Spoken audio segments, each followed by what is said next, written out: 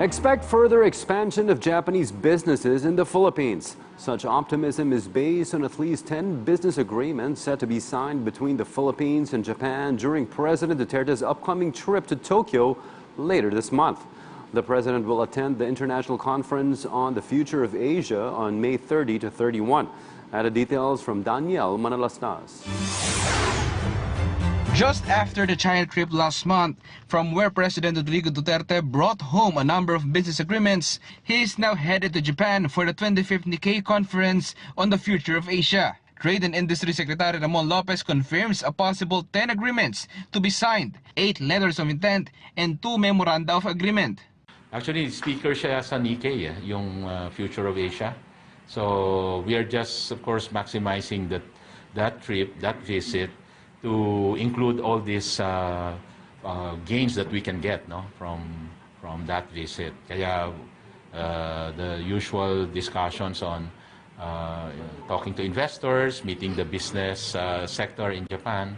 Lahat ito kailangan. We all need this. Japan is our number 2 trading partner, so very important then we sustain all these discussions. Aside from the possible agreements to be signed, there's a possibility of bilateral meeting between President Duterte and Japanese Prime Minister Shinzo Abe. President Duterte is also set to meet with Japanese businessmen, which will boost the Philippine tourism, electronics, technology, energy, and transportation.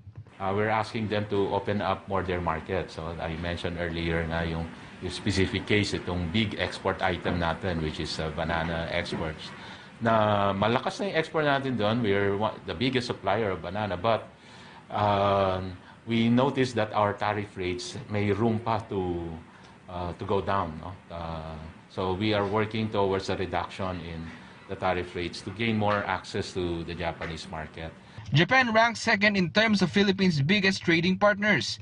There are no details of the total amount of the business agreements, but Lopez is positive all these will lead to an even stronger and more robust Philippine economy. Kaya these are big Japanese companies that we cannot also ignore.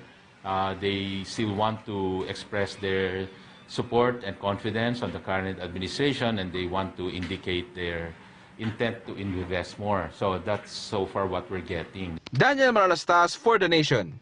Beyond the headlines, it's news with a different perspective.